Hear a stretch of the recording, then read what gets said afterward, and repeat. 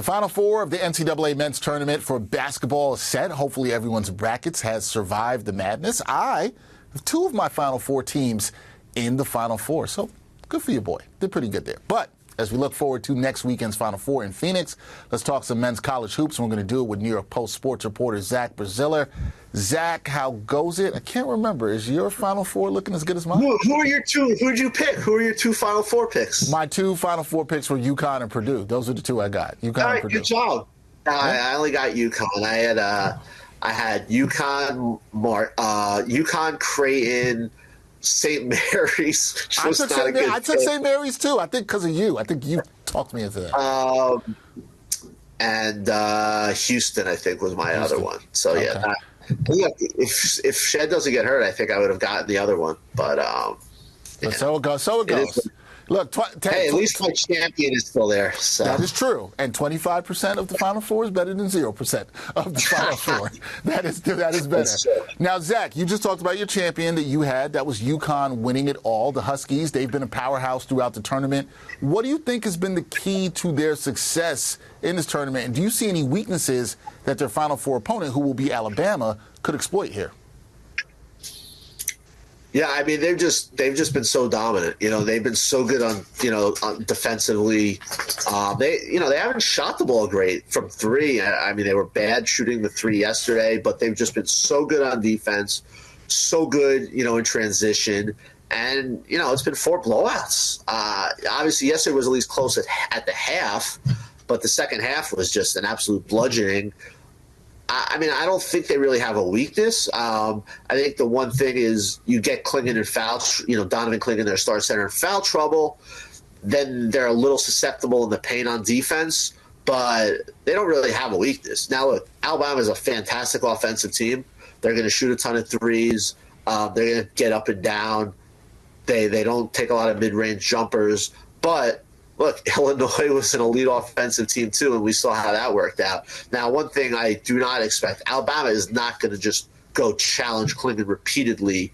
I thought that was a huge mistake that Illinois made, is they just kept on challenging Clingan. They take short jumpers, take floaters, don't just keep challenging the guy. He had 5 blocks. It really should have been, I think it was really like 7 or 8. I think they missed a few of them. But look, Alabama's a really good offensive team. They're playing really well. I'd be very surprised if they won. Could it be competitive? Can it actually be a game with 10 minutes left? Yeah, look, if they hit 15, 16 threes, and they're obviously capable of doing that, it can be a game. But I'd be absolutely shocked if UConn doesn't win. All right, stunned if UConn doesn't win, but let's talk a little bit more about their opponent, who we just mentioned, Alabama. They've had a remarkable run to the Final Four. What stood out to you about their performance in the Elite Eight against Clemson, and how do you think the Crimson Tide match up against the Huskies? Is it what you talked about, where they're going to have to hit a lot of shots from the outside in order to win? Yeah, look, they're going to struggle with Clingan defending him as well. Alabama doesn't really have a true center. But look, they're a team that's, like I mentioned, they're terrific offensively. Mark Sears has been great. The Hofstra transfer, Aaron Estrada, is terrific. Grant Nelson, our stretch 4, who could really shoot the 3. This team could put up 100 on you. There's no doubt about that. They started kind of slow in both the Sweet 16 and the Elite 8, and they really turned it on. It's going to, my big question is, could they slow down UConn at all? Because Alabama's not a good defensive team. I believe they're around 90 in defensive efficiency. I know they played better defense in this tournament, but they're kind of similar to Illinois, where they have a super offense and a kind of a very mediocre to below average defense. And it's tough to beat UConn if you're not good at both ends of the court.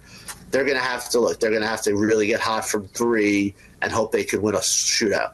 All right, it's going to be interesting to see. That will be a good one between UConn and Alabama. Now, I want to move on to the other matchup, and you had told me the Elite Eight matchup between Purdue and Tennessee would be a good one, and it was. Purdue, they've been resilient throughout this tournament. We talked about that with a lot to prove. Now they're in the Final Four. Is this really, when we get to this point, is this about Zach Edey continuing to dominate in order for the Boilermakers to reach the championship game? Yeah, look, they've rode him all year. They rode him, for 2 years. He was the national player last year. He's going to be the national player of the year again.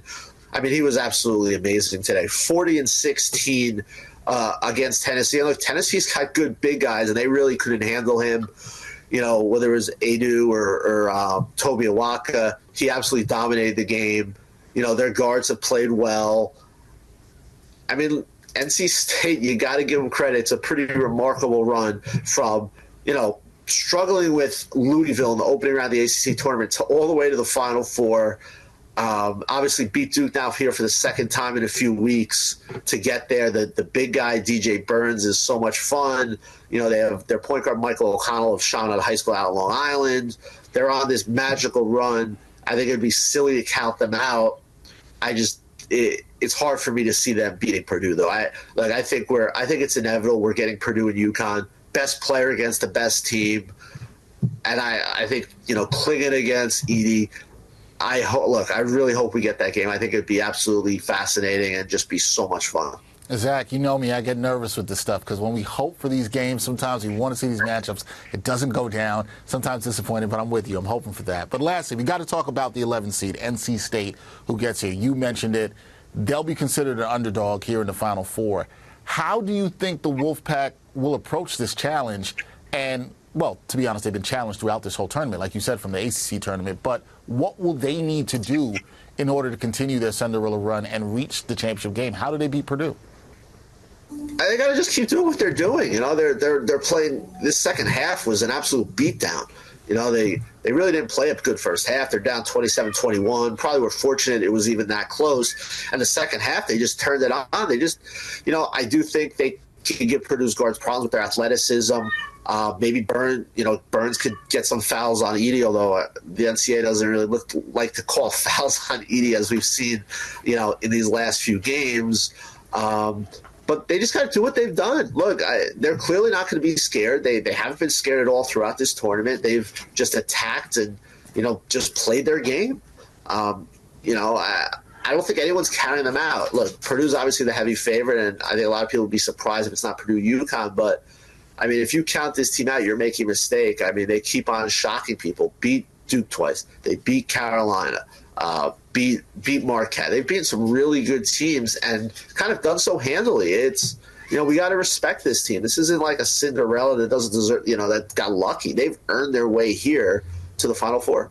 Yeah, no doubt about it. Got to put some respect on the Wolfpack's name. They've done a good job in this run to the Final Four. Should be an interesting Final Four with UConn, Alabama, Purdue, and NC State. Zach Brazilla will be out there at the Final Four in Phoenix covering that. We'll talk with him more later in the week. Zach, thanks for the time, man. Still happy for you that 25% of your bracket is still alive. 25%? You beat me 2-1. 2-1. I beat you. I was going to say, you got UConn winning it all? Yeah, I do have UConn winning it all. The real question is that we got to ask and get some answers to is, how's Mark Hale's bracket looking? That's what I want to know.